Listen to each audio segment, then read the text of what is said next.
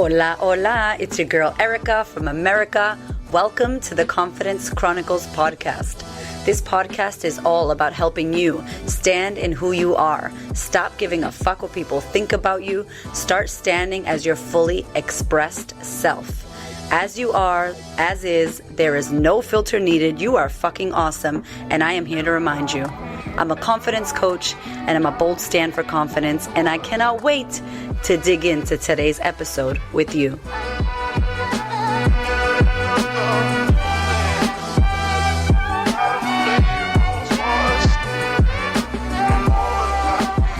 Hola! Do you know how excited I am? We have a special guest today, Ms. Taryn Brumfitt from the Embrace documentary. If you have not watched this, what are you doing? You must go and check out the body image movement. She has one of the most successful documentaries in Australia. Not only that, but it has been seen all over the globe. This woman is making a global impact with all things body image. I love her message. I love her vision. I got to go to the screening here in Melbourne, and I literally sat in that theater and sobbed my eyeballs out because the impact and the importance of this documentary and how it's changing the world, making waves. And she is now creating Embrace Kids, which is a documentary for kids to learn about body image and loving your bodies. And can you imagine what this is going to do for the world? I am beyond blessed that I got to speak with this lady. Her message, her vision has been seen by over 100 million people around the globe. She is a boss mama. She's a mother of 3 from Adelaide. Not only that, though, she created this film never knowing about how to create a film. She was a photographer, so she got lots of FWOT in the house. She's standing and owning her message and not letting anything stop her. Her grit, her ability to be fierce, her ability to be seen and show up and be the poster child of loving your body as it is. She posted a viral photo on Facebook of her previously did a fitness competition and her body was thin and fit, and her after photo was her naked with her mom body. She had rolls. She was just embracing everything that was her real body. And this shit went viral, of course. And she started this body image movement. And it is literally taking over the world. I am beyond excited to have her on the podcast. I know that this podcast is going to move you. And what I want you to do from this is let me know what you think about it. I want you to tag me on Instagram. I want you to tag Taryn at the Body Image Movement. Share with us what you got out of this. Please go watch the documentary. And if you get a chance, head over to the Body Image Movement website, follow them, sign up to their email list. She's also doing crowdfunding for the new documentary for kids. Get behind it, sisters. This is such an important message, and I cannot wait for you to hear this podcast. Miss Taryn Brumfitt. Oh my goodness. I am so excited. My cheeks already hurt from talking to you before we started recording. Welcome to the podcast, girlfriend. Oh, thank you for having me. I'm so excited. I'm very excited. Okay, so my goodness, woman, you are just the definition of fierce, and I am so obsessed with your mission and what you're doing. I had the pleasure of coming to the Embrace opening in Melbourne that you did, and I just lost my shit. I was literally in the fetal position, crying, sobbing in the movie theater for the work that you're doing. At the time, I was a stylist, and I was seeing all of this stuff with women and their body shapes, and it punched me in the guts in such a good way. And I need you to know that you were one of the major reasons, your film was one of the major reasons why I started to step back into confidence coaching for women. So before we get into all your juiciness, can you just tell us, this is a confidence podcast, and we're talking all things confidence. What does the word confidence mean to you when you think of that? What does that mean to you? I think it means just going about what I want to do without worrying about what other people think of me. I think also confidence is about not overthinking. I am naturally wired to overthink, and I'm actually wired to please people as well. So it's an interesting combination, being a confident person as well, and having those I guess values from growing up. Confidence is also something that you have to work on. You don't just wake up and get it. You have to work on it all the time. And also I think sharing stories with one another is really powerful. And that's why I love doing podcasts like this, because we can learn so much from one another. I think your story is so, so powerful. And so brave, like what you did. And I remember the first thing that I thought, I was like, I need to ask this woman, where did this come from? Like this thought that, you know what, I want to do something about this. I'm going to get my booty on Kickstarter. I'm going to raise some money, and congratulations, because it was the most successful in Australia, yeah, for a documentary. Yeah, it was that campaign was something else, really. Wow. I mean, I set out to raise $200,000 in a 60-day campaign, and we hit that on day 12. Oh my gosh. And went on to raise 331,000. Yeah. There's a few reasons why it was really successful, but it was, I think what sat behind that campaign was, if you remember, there was this before and after photograph, my before and after, that went really viral. Well, back in 2013, I think it was kind of the beginning of this. Yes. Things going viral. Things go viral all the time now. But back then, we actually weren't talking about body image a lot. And so that image going, 100 million people saw it in the first few months. It was crazy. Wow. But what people didn't see was the 7,000 emails and messages that I received from women, and some men, but mostly women around the world, sharing their hearts breaking stories about their bodies. So really, the drive to really push myself outside of my comfort zone came from the love that I have for people and the miserable stories. Again, I was raised to believe that if someone needs help and you're in a position to help them, you help them. So it was an enormous responsibility, those thousands and thousands of people reaching out. How did you feel like when you said, I'm going to do this? Like, what was that in you, that moment? Or was it a series of moments that you were like, I need to do a documentary. I need to make this change. I need to talk to people all over the world. Like, what was that? And where were you at? Look, I think it was in the beginning, I wrote a book and I thought, okay, well, actually, sorry, one step back. I started emailing everybody. I tried to get back to everybody. And my husband kept saying to me, like, come to bed. This is ridiculous. Yeah. And I have 3 young kids, maybe 3, 5, and 6 or something. Wow. Oh my goodness. Yes. I wanted to get back to everyone, but it soon became, I just realized it was too impossible. So I wrote the book. Ricky Lake, the talk show host, she wrote the foreword, and that was really successful, but it just wasn't enough. This is such a global epidemic of body shaming. It needed a really big solution. And I very, very nonchalantly sort of went, I'll just make a film. Like, I'm a photographer. So partly that inexperience, I guess, propelled me just to do it. Yeah. But also mainly the people. Can you think of any story or anyone till this day now thing that impacted you the most, like story, woman, person that you're like, I mean, there's a million of them, but the one that just like, There's one in particular that I talk about it often every time I'm with an audience.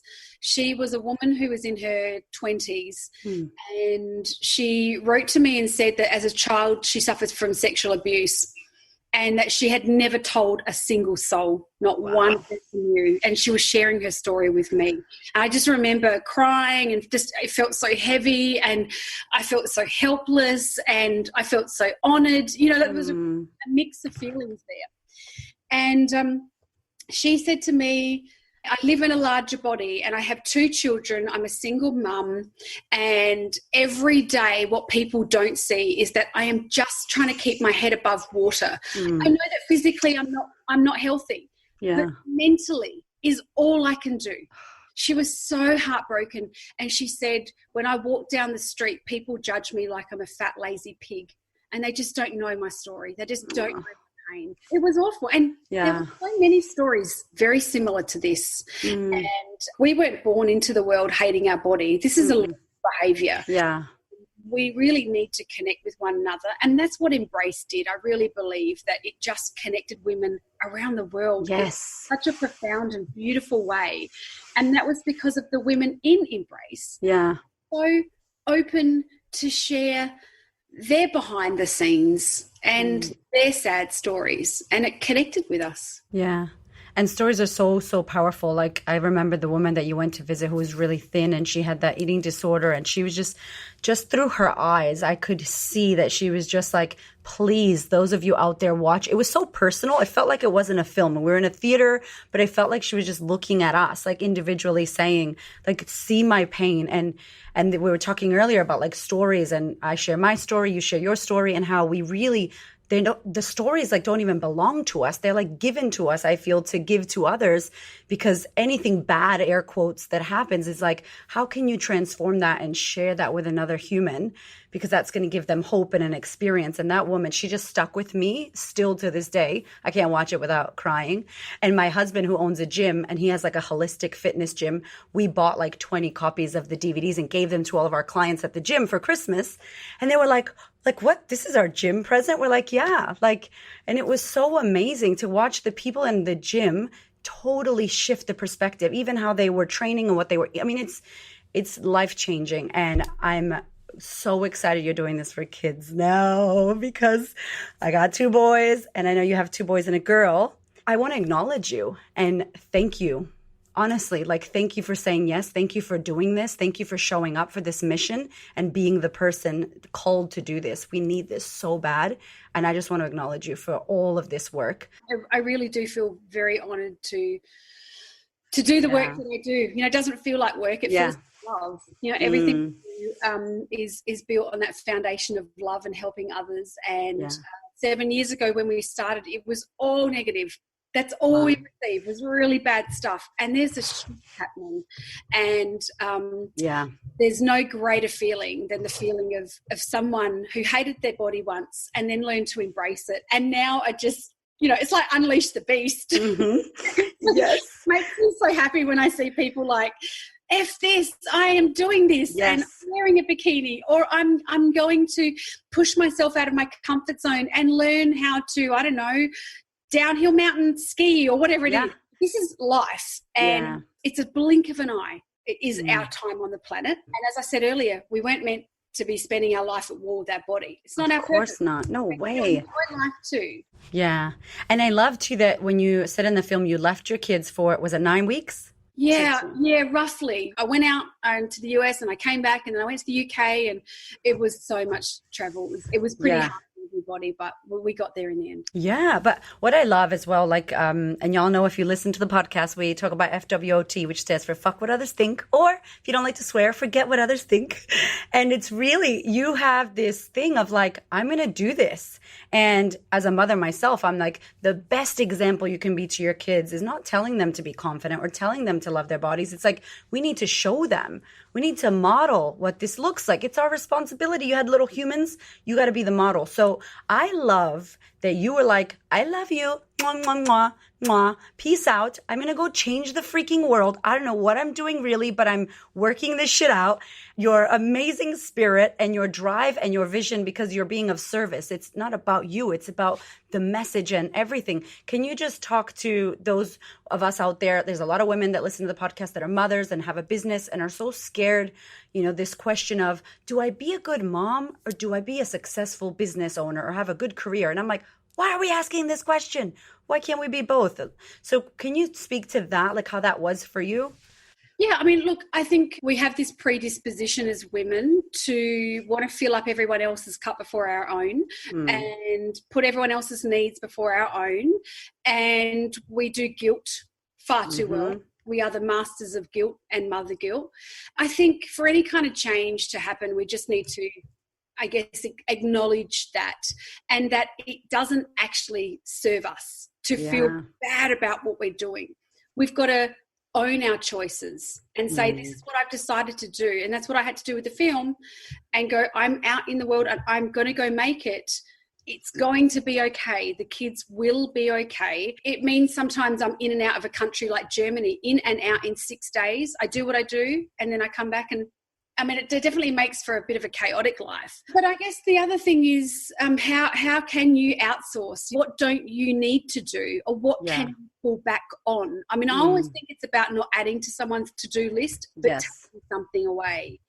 Because I get that question a lot, like, how do you do it all, and how do you have so much energy? And truthfully, the answer is, I really put myself first Mm. and I look after myself. Awesome. And self-care is off the charts. Yes. And it came a little bit unstuck for me when I was making the film because I'm very, again, wide, I guess. I'm very optimistic and quite driven. And I remember I was in New York and I'd just been to 6 countries in about, I think it was 8 days or something crazy, filming. And it was the first time in New York where I experienced anxiety. I rang my sister. I'm like, I feel like the walls in the hotel room are coming in at me. I can't get my breath. I just couldn't catch my breath. It was awful. I pushed myself too hard. Yeah. So it was a bit of a wake-up call. Sometimes I feel grateful to have such a small wake-up call. Some people have to wait for a heart attack, or some people have to wait for a breakdown for their wake-up call. What did you do in that moment? Like, what did you feel like could get you out? I needed to get grounded. I hadn't stopped, and I'd been on planes, trains, taxis, hotels, elevators. Yeah, like adrenal fatigue. Totally. Yeah. I actually needed to, and this wasn't my sister's advice because I'm quite woo-woo. My sister's not. I love woo-woo. We are so woo-woo up in here. Yes, girl. She told me all these things. She calmed me down in that moment. However, I instinctively knew what I needed, and it was to take my shoes off and get to Central Park. Yes, girl. And just ground myself. Get on Mama Earth. Breathe. Yes. That was the answer. And so then I travel a lot still, but now I do it in a way where I go, well, how can I carve out time to find that peace that I need? You know, even anyone who's listening, the power of breath, even now, like I'm talking a lot, and this could be my day today. My day could run like this. It's school holidays in Australia, and I'm working half in the office and half at home. So my days are very manic. But if I just stop and even just do that, I can do that every hour, on the hour, and make myself feel so much better. I talked about a lot of different subjects and topics there, but for everyone listening, you need to put yourself first. Yes. Did y'all hear that? You need to put yourself first. We are pouring from empty cups, and it is not this selfish thing, especially mothers out there. Please, these little people are looking to us, and we have got to be the change. You got to be Gandhi. You got to be the change you want to see. We are the queens and kings, you know, for the mums out there who are listening. You are so right when you say, don't even tell them anything, just show them the power of your kids seeing you move your body for pleasure and not punishment, and eating food for nourishment, not for restriction, just enjoying these bodies and having fun. That's what they want from us. And I really got to in the film the gratitude that comes from when you are focusing inward on what you do have, and the fact that you have legs and that you can move your arms, and these little easy little things that we lose focus of because we're thinking we're not thin enough or our legs aren't whatever enough. And it's like, hey, you got legs. Hey, by the way, you're breathing, and like 155,000 people did not wake up today, and you're alive. Like, you're winning. We do take it for granted. For most people that are listening to this, you know, you would have had a roof over your head last night. You'd have food on your plate. You can hopefully walk down the street and feel relatively safe. We are so ahead of the game in terms of the human race. We need to respect that, and we need to not take it all for granted.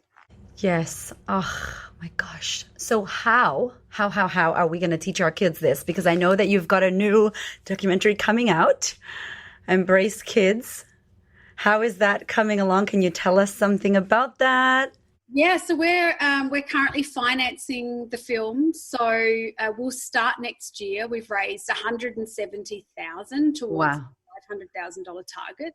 This film is going to be very unique because we have a combination of creatives and health professionals. We're using professors from Melbourne University and Flinders University to help guide some of the content, because we want it to be creatively fun and interesting for kids to watch, but we also want to make sure that the message gets through and finish watching it and be like, okay, I know what to do. So this is a hugely important project. And the reason it came about was so many people across the world who saw Embrace kept saying to me, if only I saw this film when I was a child. Embrace, the documentary, has been seen in hundreds of schools around Oz and the world, and it's had a profound impact. It's been incredible. However, there are still some kids who are 14 and 15 who have hated their bodies for 6, 7, 8 years. So Yeah. this one's aimed at 8 to 12-year-olds. Wow, amazing. Help them build a foundation of values based on who they are and what they do, and more importantly, how they feel. This is going to be game changing. Like, this is humongous. I'm thinking about your beautiful daughter, and how old was she when you first filmed Embrace? It was released in 2016 and we started filming in 2014. How many years ago was that? She's 14. 10. 5. I'm an ex-hairdresser. I'm like, 1, 2, 3, 4, 5 years ago? Was that 5 years ago? We can count. She was little. She's little. Wow. How have you seen this impact your daughter versus the boys? Because obviously children are worrying about different things now. Growing up, I see my boys want to be strong and superheroes and Batman and all this stuff. And girls were worried about, we still have this conditioning that I feel like that we had when I was growing up about cooking and cleaning and dolls. And I mean, it's getting way better with our cool looking Barbies, but how do you feel like it's been for your children seeing this and being a part of such an important, impactful message? Well, my kids actually haven't seen Embrace yet. Yeah, okay. They're outraged by it, especially Michaela, being a third child. I'm a third child too. She's a third child. Oh, wow. Like, everyone else can see it, and I'm in it, and I want to see it. The reason I haven't shown her or any of them, because they live, in particular her, she lives in a she just doesn't even know this is on the radar. Amazing. And she doesn't need to see it yet. No, amazing. There will come a time, probably, maybe when she's in her teens, that she might need some help, and it'll be there for her. I mean, I have fortunately 3 very body positive kids, because they've grown up in a house. We have zero tolerance for body shaming. Awesome. We don't talk about diets, and we do show them through movement, through moving our bodies, how joyful and fun it can be. And also, we get them media literate. We talk to them about the ads that they see. Yeah. And I actually use a friend of mine, Celeste Barber. If you don't follow her, she's hilarious. Please follow her. She's amazing. I use some of her work to educate my kids around out there, and they have such a laugh because she's funny.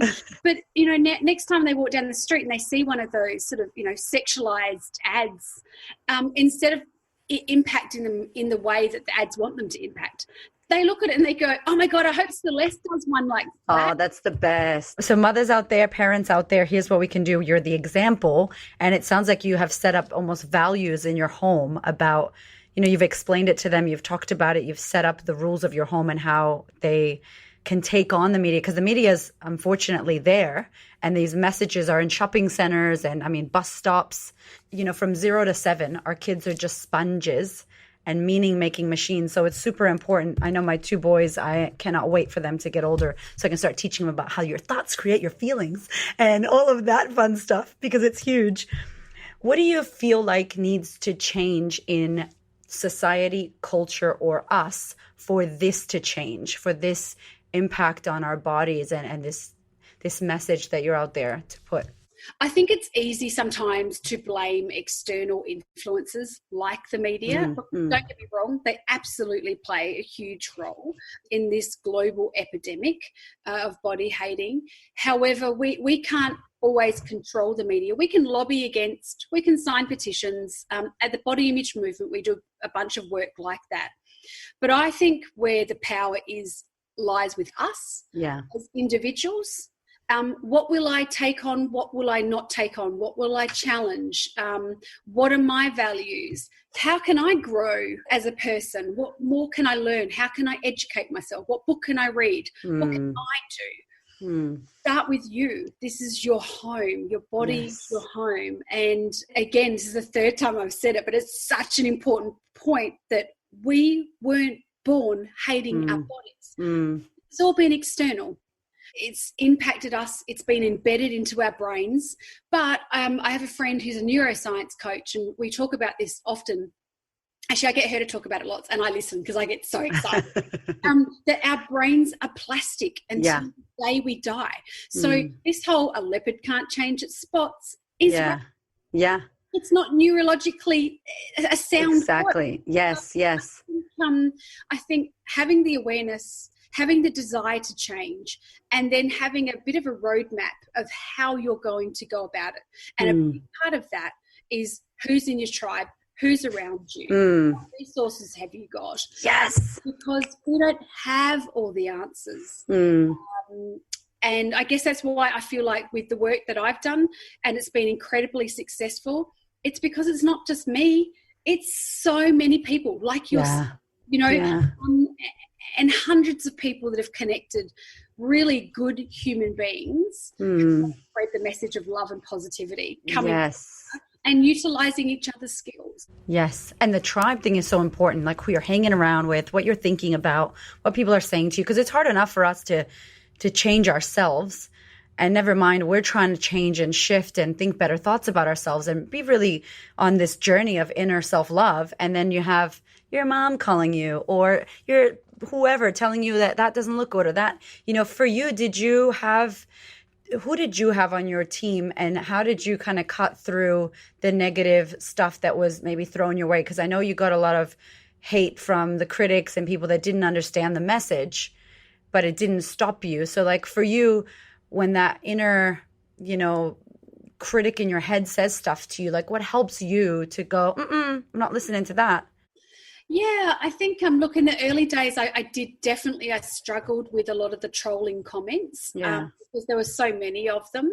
And again, that people pleaser, I want people to like me, and I just wanted everyone to understand the message. So I didn't do a great job of it at the beginning. I mean, I had my family and my friends as support, and I was bullied in school. So to the point where I left school. I hated school because of it. Yeah. So there was a commitment that I'd made to myself a long time ago, is to stand up for myself if that was to ever happen again. So with all these trolls, I did try to stand up for myself. But then I just realized, and this is, I guess, part of my spiritual journey, that I am just going to be the love. Yes, girl. girl. Not running down, your rabbit's hole of negativity and yuckiness. It doesn't feel good. So I guess I sort of pivoted and sort of turned and just sort of went the other way and went, here's my path. I'm sticking to it, and everyone else can say and do what they want. And you say about is it F what? So it's FWOT, like for what? Yeah. FWOT. I have my in my head. I don't even know. It's a term that I've just always used. And I just say it in my head now. It's like, just go fuck a tree. Yeah. So ridiculous. I love that. I love it. I giggle with myself. Yes. Wow, saying something negative. Yeah. Go fuck a tree, please. I'm going to send you an FWOT t-shirt as well. But we have to, because it's just this, if we listen to it, and we spend all our time worrying about pleasing everyone. And I love that I'm obsessed with brain stuff as well. Like I love all that stuff about our brains. And like we're programmed to people please. We need to stay with the tribe, and our tribe is 8 billion people now. Like all those people are not going to love you. So we have this thing that's like built into us. And I think it's great that you up level and you read books and you get around good people and you do programs. And, in a minute, you're going to tell us about something that you've created that is so life changing. And these are the things that those of you listening that are like, but how did she do it? All the questions I got, by the way, were, but what was the moment? Did she have a light bulb moment? How did she actually change? And, I think it's all of the things you've done, a combination of you continuously showing up and, cleaning your mind up and choosing who you want to be around. And, tell us in your own self, like when you think about the thoughts that came to you about your body initially in the beginning, or the doubt, was there a tool that you used, or was there something that you did besides saying go fuck a tree and FWOT that helped you to like really manage your mind? Yeah, I mean, look, go fuck a tree was to external people. I would never have said that to myself, but everyone understands that mental, it's like a ping pong match, like a table tennis match of awful thought and positive thought and back and forth. And I call it the dark passenger inside your head. I like that. For me, I think it was a process. And what I want everyone to know is that you do not wake up one day, even after seeing a film or reading a book or whatever it is that you do, you don't wake up and go, I embrace. And here I am. And I might go, that'd be great. Just put the t-shirt on and that's it. No. But what happens is it's like building a muscle, the mental muscle. I always encourage people to choose one thing to do to embrace. And once you've mastered that, then just choose something else. It's so simple. Yeah. So it might be weighing myself every morning and worrying about, oh, am I good? Am I bad? What will I eat today? Should I feel guilty? If weighing yourself is not serving you, then remove the scales. It's a big one. So people do that and that feels good. And then they go, oh, the magazines that I buy and the people I follow on social media. Yes. Oh my goodness. Good. So I'm going to start unfollowing. And all of a sudden there's a couple of things that you're doing. And then it might be, hey, I really want to not hate my body. I actually want to get to a place of, feeling neutral about it or loving it. I might write some positive affirmations and stick them around the house just for fun. And once you've done that, you choose something else.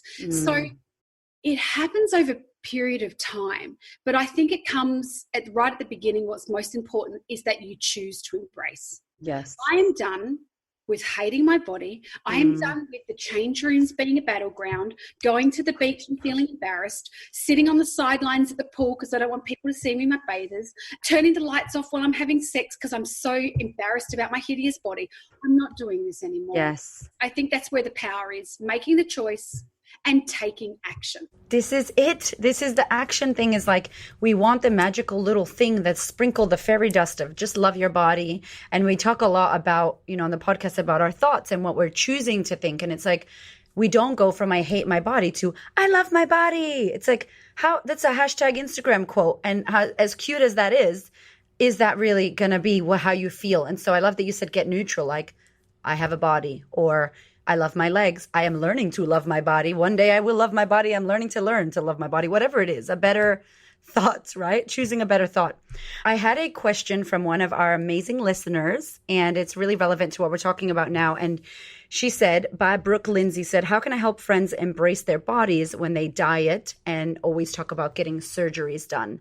So you have a group of friends or people that are close to you that are there. What's some advice that we can give to Miss Brooke? So I reckon with any conversation that you want to have with somebody that is really meaningful and important to you, and it clearly is to Brooke because she loves her friends and she doesn't want to be surrounded by that. Brooke's with her friends start talking about the diet or what surgery they want to get. And then Brooke's like, hey, guys, don't talk about that because X, Y, and Z. Anyway, this conversation unfolds.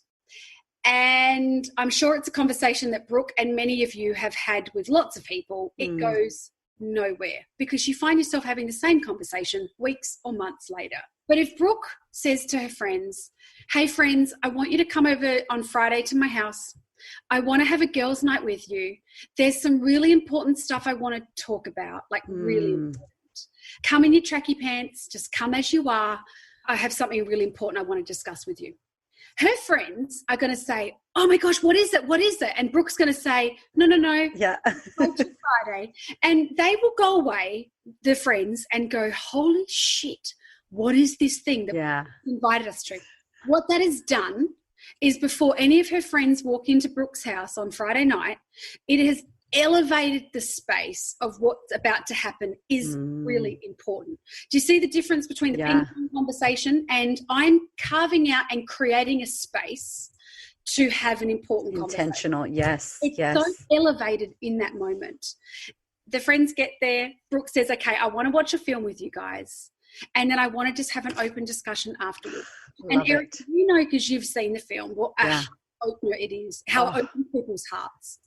The best conversations I've ever had or have been witness to are the ones after Embrace. I think I don't know, there's something very magical about that film. I don't say that because it's my film. It just 100%, of course. Happens. So, Brooke, watch the film with your friends and then have a discussion. And then perhaps in that discussion, maybe throw the challenge out there. So can we, do you think, never talk negatively about our bodies or the bodies of others ever again? And most people go, holy shit, that's a big one. I don't know if I can do that. But it works because I've seen it in my own circle of friends all of a sudden someone says something months down the track at dinner about going on a holiday and they've got to lose weight, and then someone will go, hey, stop that. That's not the Embrace way. The conversation gets shut down. Yes. And next thing we're talking about something far more interesting. Hello, Brooke. That is have a little pajama party, and that's perfect. That's actually perfect because it allows that to do the space for you, and it creates, the film will create a magical container where they will be having salty liquid come out of their eyeballs, aka tears. They will be feeling the film, and then you can, yeah, that's perfect. I love that. That's actually what a few of us did here at the gym for my husband's clients, because there were some people that were really full on, like trying to come to every class, and we're like, go watch it, come back, we're going to have a chat. And it's so powerful because it actually shifts them. You don't have to shift them. It shifts them already. And then there's a space where you can discuss. Wow.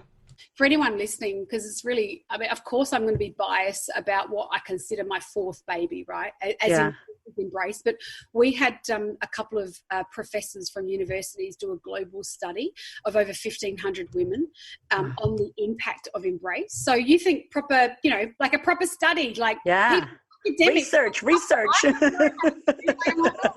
And this sort of report came back, and it was so mind-blowing, the impact. So I can speak from a director and a filmmaker and go, the impact is this, but we actually have the data.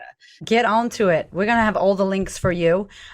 This film is ridiculous, you guys. And I'm so pumped about the Embrace for Kids, because that's going to be a whole nother level. I also felt the same when I watched it. I thought, imagine.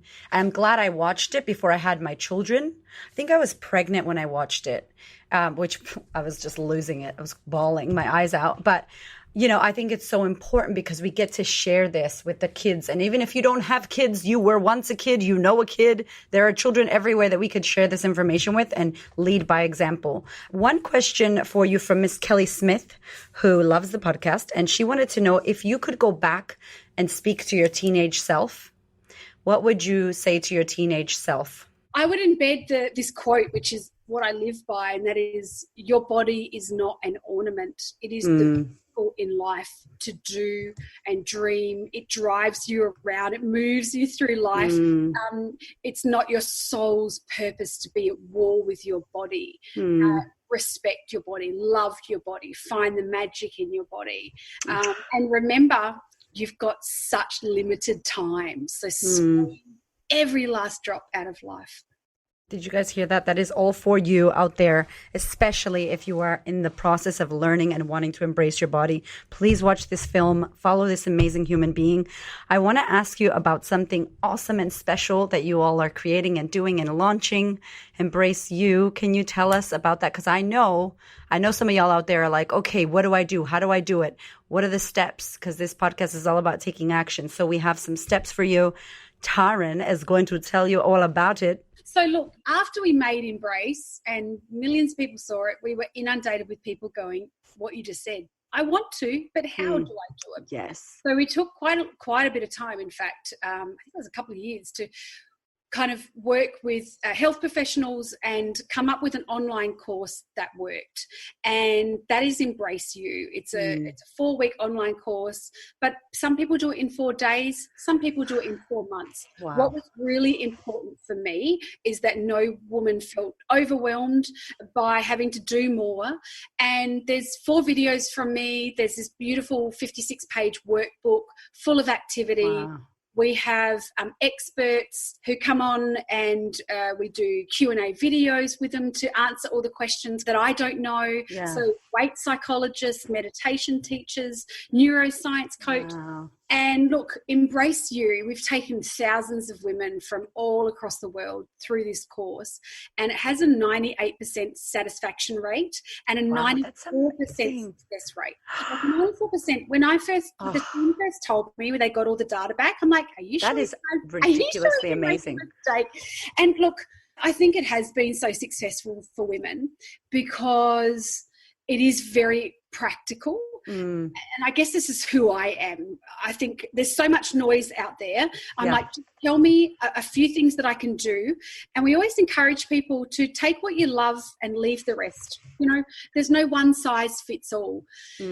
And our mission is to get women to do this course and really just immerse themselves in the space connect with other people, understand that it doesn't have to be this way. Yeah. We've had women on the course in their 20s. We've had women on the course in their 60s. It's for everybody. And I guess it works. It's a bit of a passion project. We've got a round coming up in November. Oh, so, amazing. Next month. Yes, it's really like, so okay. if anyone is kind of curious, it's embraceyouonline.com. And I absolutely encourage you to do it. There's a $69 early bird special. Otherwise, it's $79.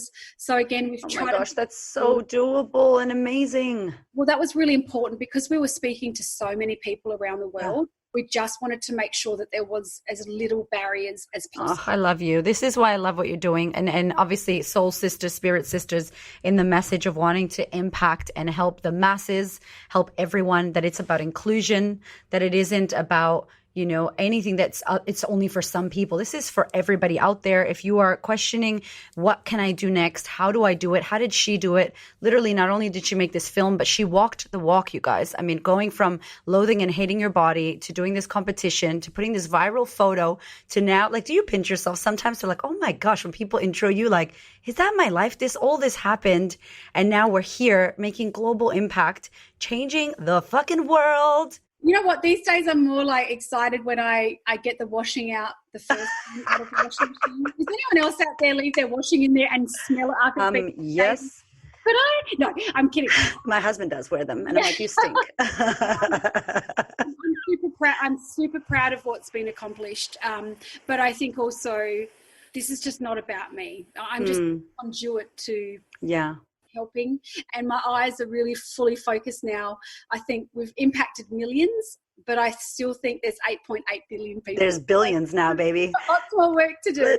Let's get the billions. Oh my gosh. Okay, I'm obsessed. I love this. So we're going to put all of the details in the show notes. We're going to link everything.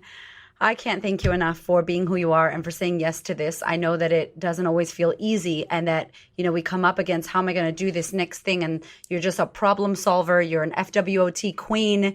You are just out there changing the world and showing us all, like, you're really inspiring to us women that want to make global change as well and want to start, you know, living our visions and helping others. And so thank you from our whole hearts, from all of us out here. Pleasure. And I just want to say, we as women have so many gifts and we have so much to contribute to the world. And we really need to put to rest how we feel about our bodies and move beyond that, because the world needs us. And Erica, thank you also. I do get asked to do a lot of interviews and podcasts, and it's very lovely, but there's only one of me and I don't have a lot of time. But when I saw your story and I watched your video, I just knew I had a sister in you. Thank you. I think you are a remarkable woman. And I feel like your community is like my community. Yes. Similar kind of people in our tribes. Yes. And I wanted to thank you for the opportunity to connect with lots of your people. Oh my gosh. And well done you. Thank you so much. I am holding your hand. We are flying the flag for you over here, because this is so important. And I know when women feel good about themselves and feel good about their bodies, the things we are able to do and who we can become. I mean, every time I see women in a room when I do a masterclass, I'm like, you're the next Oprah, you're the next Taryn Brumfitt, you're the next Brene Brown. And if you would just see how amazing you are and almost get over yourself to get into your real self and express yourself, like the world, like we're going to change the world. Like, I love the men, but women are really here to change the world. And so I honor you deeply for this work. I know it's not always easy. I see you. I love you. I honor you. I feel you, sister. We are so excited. If I can ask you for the one last little nugget, and I ask this question, it's a bit morbid and weird, but like, I'm a bit morbid and weird, but like, if you were to, you know, knock on all the wood, but when you're gone off this planet, what's the one message that you want to leave? Like, you're gone, what's the one little nugget or message you want to give everybody? Look, I think it's just wrapped up in that. I want people to see their bodies not as ornaments, but vehicles. And I want them to enjoy their bodies and enjoy their time here, not take it for granted. Just have fun, have as much laughs. And do everything and lead with love. Be the love. Oh, I love you. This is perfect. Thank you so much for talking to us. You're amazing. Oh, thank you for having me. Thank you. Embrace everybody. Hang on, I got a crop top on today. Oh, hey, watch out. Oh my God, look at you, Seth. We need these t-shirts. We're going to link the t-shirts as well because they are freaking awesome. I pulled it out the wash and I'm like, what's that? A bit of tape, a bit of lint. We got this. Oh, I love you. Thank you so much for listening. I so appreciate your ears, your time, your energy, and your attention. Please do me a favor and head over to Apple iTunes, subscribe so that you don't miss an episode, share this episode with a sister who you know needs to hear it, and if you feel called to, leave me a review. I'd love to know what you think about the podcast. I'd love to know how this information is helping you change your world. Thank you so much for being here. I know that there are many podcasts you could listen to, and I really appreciate you listening to mine. Have a gorgeous week, honey.